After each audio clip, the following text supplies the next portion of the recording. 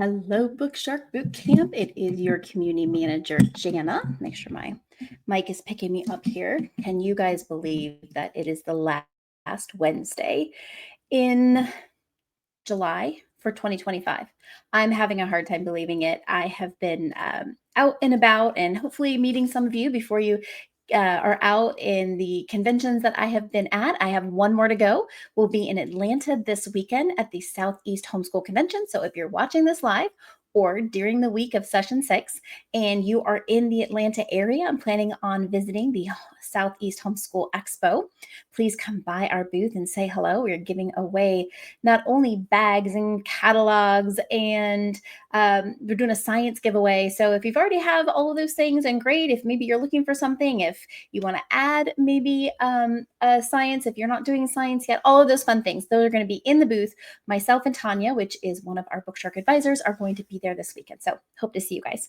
It has been a crazy summer of travel, and I hope that you all are having a wonderful summer as you're getting ready and prepped to start your homeschool.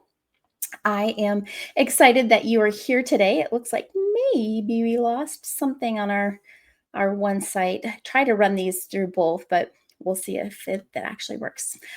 We have our 2025 boot camp members on, as well as our alum members. So when you get through an entire year of BookShark boot camp, we have you move over or graduate into our alum group. And so we kind of repurpose these and watch them over so that you can see and be a part of the community, a growing community, if you stay using BookShark in the years to come. So session 6, I can't even believe that we're here, you guys, staying organized throughout the year. We talked about, well, actually, I think we're in session 5, aren't we? Let's see. I think we're, maybe not. I don't even know what day is up, guys. I think we're actually supposed to be talking about session 5, which is staying organized in your day. We're going to talk about how to organize your day. I apologize about that. I got ahead of myself with that. It is session 5. We were talking about how to organize your day. I'm super thrilled because for those of you who are like, this looks like a lot, you're overwhelmed with the book shock, but now you're starting to feel a little overwhelmed with how could you possibly get throughout your day. I want to reassure you that this program is set up for your success, that you can get through your day. We are going to give you some great tips today on how to do that. I am just going to quickly find my notes. One of the biggest things that we're going to talk about today, which is really nice, is the 20-10 rule, which I really enjoy. It's a rule about how to set up your day and when to really take some breaks. So that 20-10 rule is going to become really helpful as you guys start actually implementing your days. But how do we even get there? You know, you are making a decision that is really outside of the norm, maybe for yourself. I am a second generation homeschooler, so kind of knew what to expect in some ways, although I didn't use BookShark growing up. But I did kind of have an idea of what to expect when I homeschooled. And I started homeschooling when I was in 8th grade. So it was a little bit further on. But there is this overwhelm of how am I going to be able to do this? And am I going to be able to get through the day? And are we even going to have any fun? Are my kids going to listen to me? So all of those things are normal feelings when you start thinking about what your days are going to look like. So this session is going to be about how we're going to structure those days. I'm not going to sit here and tell you that you need to set your alarm at 6 a.m. and get your workout in and be ready to go by 8 a.m. and your kids should have been fed a fresh, homemade meal and all of these things. Guys, that's not what I'm here to do. What I'm here to do is just encourage you on structure, not on actual schedule, because it may work for some of you. Some of your kids may be up when the sun gets up. If you have younger kids and maybe just certain personalities, and some of you might have kids that barely roll out of bed by 9 if you let them sleep naturally. One of the biggest things for homeschoolers is that you are giving your children the ability to sleep in. when possible. I will say my youngest has always been one that preferred to sleep in more. I have one child out of my three that is like myself, is up with the sun, is ready to go. The other two, not so much. And so the natural rhythm of your family and your children, I know we have several families who are more like night owls.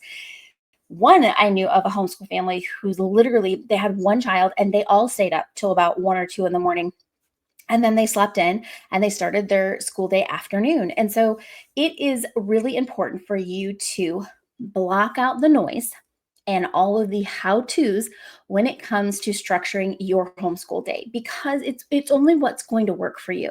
I could tell you how it works for me, and I will, but that's not necessarily going to work for you.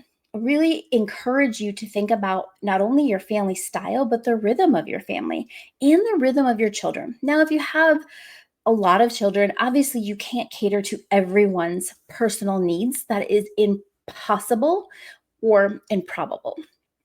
But when we homeschool, we do get to be a little bit more flexible than what you are used to in the public system. So if you do have kids that like to sleep in, or you yourself are one of those that sleep in, I like to, well, I am naturally up with the sun. And so that means in the winter, later fall, winter, early spring, I have a really hard time staying on my own schedule to get up because the sun's not up yet. And my body does not want to wake up with the sun, without the sun. So it's just what's going to work for you. So I'm not going to give you like start 8 a.m. with this. There are some people who do say that when your kids are fresh and ready to go, maybe that's when you hit some of the harder subjects. I will say if I tried to do math with my three girls right when they woke up, that would have been disastrous. Okay. So think about, are your kids the kind that are awake and energetic and ready to go by a certain time, or do they need to ease into their morning? Are you the kind of person who needs to ease into their morning? I want you to be realistic about your own needs as well as your children's needs, because if you ignore the things that are natural for you and you try to implement things that are just not going to work, it could possibly be disastrous. So think about, first and foremost, when you like to wake up, how much time you need before you feel like you are prepared and ready to go. Then start thinking about your children individually and collectively, and thinking about what their natural rhythm is and how that's going to work for them. And I will promise you that the very thing that you are worked so hard to create is probably, once it's put into practice, going to need to be adjusted.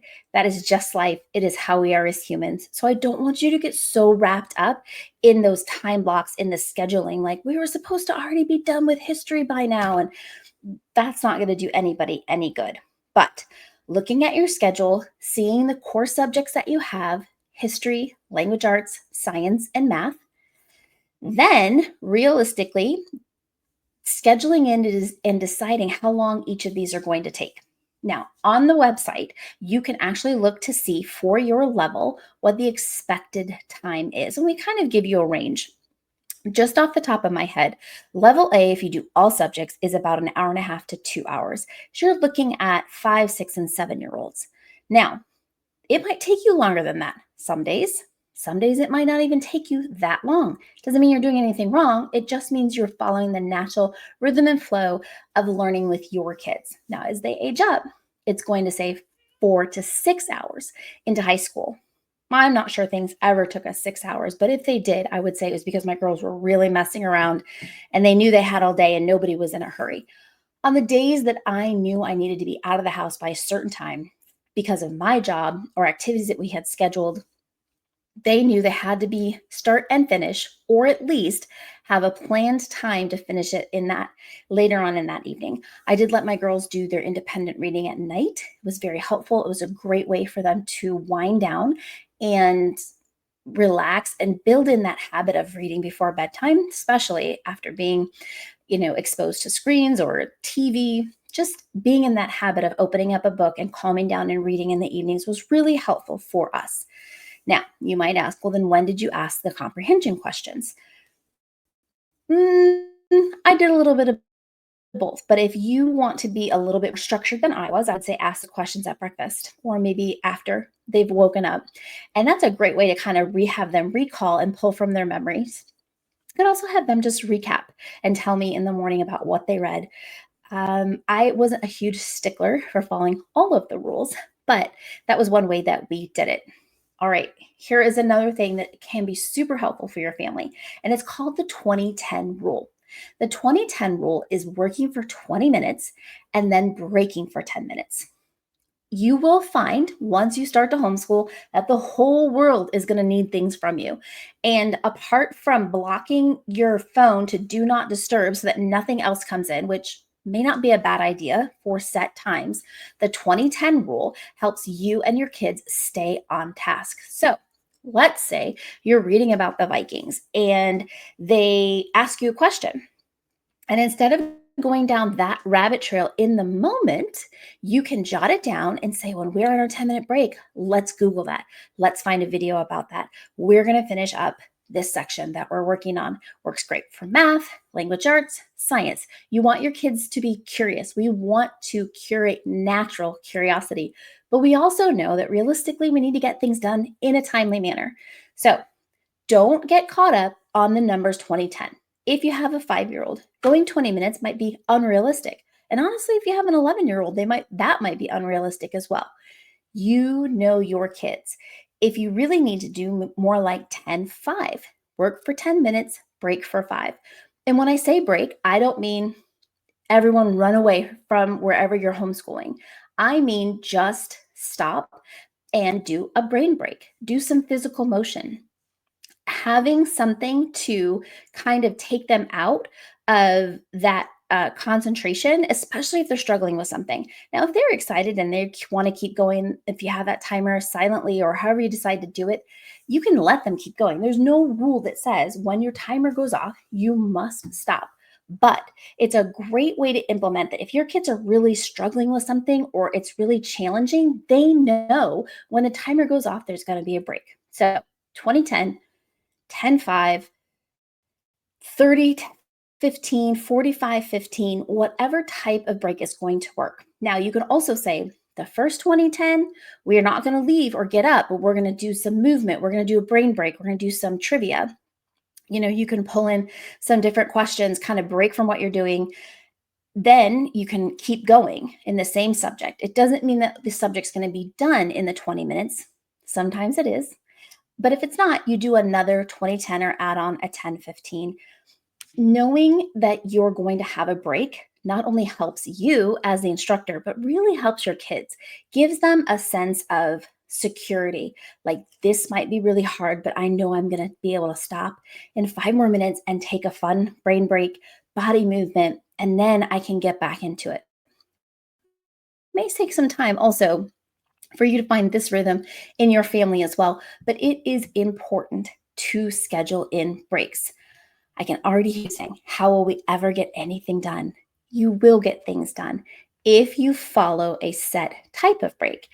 Because if you're not actually taking any time for concentration, if it's a constant like, oh, I need to go to the bathroom, oh, I needed some water, it's kind of like when you get your kids ready for bed and there's all the excuses or things they forgot to do. Oh, I didn't pick up those things that you asked me to pick up. I mean, all the things, right? We all have our own examples of this. When we're doing school, to be able to get through the days in a timely manner, which I know we all want to do, and maybe not, but you do have those families that really just want to go with the flow. And I say, do it.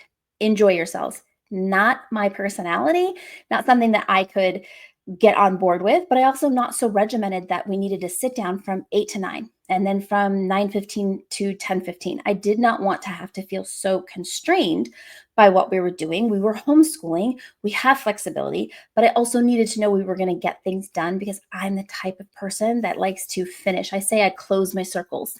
I like to start and finish and complete the things that need to get done.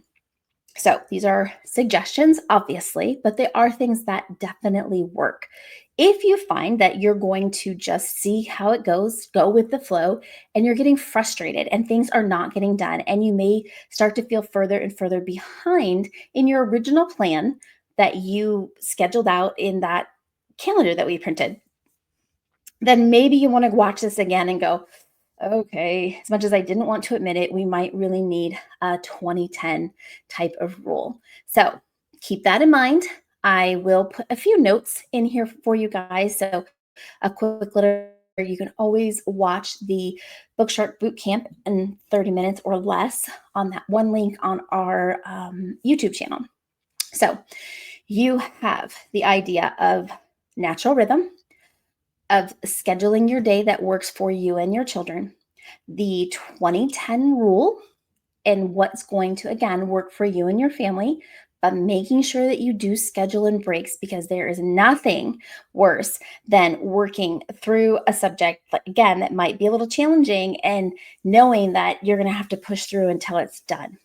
Life is hard enough, and life is going to get harder and harder as your kids get older and older until they become adults. That is just the reality of it. So don't get too boxed in or get too strict about how you're going to do your day, but definitely have some structure so that you can get through your day and feel good about your choice to homeschool your kids and good about getting through the material in a timely manner. Now, if you are structuring your day, I want to reiterate something I said last week, was if you're taking a field trip, please, if it's like an all-day thing, don't try to do school when you get home. I mean, maybe you can squeeze in a little bit before you go, but you and your kids are going to be exhausted by the time you get home, and it will become not worth it to them to even do the field trips if they know they have to come home and then do more work on top of it. So remember, when you were in school, field trip was the day. And if you got back early, that's when they put the movie on. That's when you could just kind of hang out with your friends, or they'd take you to the gym or the playground until the end of the day. So remember what it's like to be a kid, because even though you're taking on this huge responsibility to become the homeschool parent, you are also nurturing your children and their natural curiosity. So I feel like it's this really great balance. And in the balance, there's some tension. You do want to make sure that you got through your school day, but you also don't want to be too rigid. You also want to make sure that you have fun and that you're following the natural flows and rhythm, but you want to make sure you're getting through your school day and getting the most out of the material that you paid for. I hope that is an encouragement to you all and not just like oh, here's another great idea that's probably never going to work for us. Play with it. And really, you're not going to know how it really feels until you get started. And be flexible. Let the expectation be, we are going to try it this way, knowing that you have the freedom to adjust it and move it and do it a different way, because that is why we choose to homeschool. All right, you guys, I'm going to sign off. I am going to fix the banner because it was actually supposed to be week 5, structuring your homeschool day. Next week is organizing throughout the year, and we'll talk more about that and what that's going to look like. Homework. If you could tell us maybe how you're going to implement the 2010 rule, if you're going to try a 5-5, a 10-5, a 30-15. I don't know. Those are just like on the fives. Maybe you want to get creative and do it a little bit differently. I would love to hear your feedback on what you think about that, if you have done that in the past in any way, and if you're excited to see how it's going to work for you and your students. I'd also love to hear if you are that morning person, doesn't even need coffee, wakes up and is ready to go. Did your kids, all of them or some of them, follow you in that type of personality? Do you have kids that actually fight you in that personality that are opposite of you? So if you're an early riser, they cannot even start to shake themselves awake until about 8 or 9. It's interesting how as you have more children, you see those different personalities, and you're always going to have one or two that really likes to buck the way you want it to be done. Homeschool requires flexibility, not only in your curriculum, but also in your parenting. So keep that in mind. So how are you? Are you a morning person, or are you that sleep in and you get more energized throughout the afternoon and evening? I'd love to know. I'm going to sign off. I'm going to post your homework so that you guys can give me some ideas of how it works for you and your family. And I will see you guys here on Monday to answer your questions, and next Wednesday to talk about structuring and staying organized throughout your year. Thank you guys so much for being here. Have a great weekend. See you later.